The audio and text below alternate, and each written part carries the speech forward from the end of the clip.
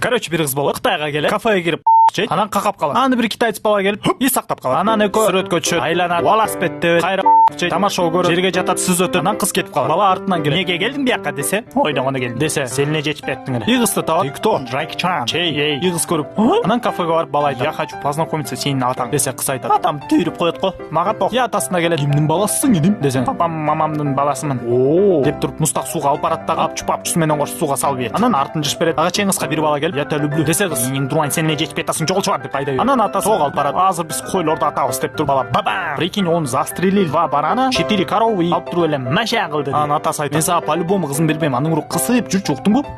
Кысып эле жүрчү. Кысып эле жүр дейм десе, бала кетип калат. Анан атасы сурайт, эмне болду кызым? О, жетим кетти десе, базар жок, 5 таш 5 таш ойын элек болчу сатам десе, айтпайт белең десе, атасы баланы таап ушундай десе тиги. Ооба дейт. Анда жүр үйгө кеттик деп үйүнө алып барат, кызы өлө кучакташат, бактылуу жашайт, сүрөткө түшөт, ошо менен кино бүтөт.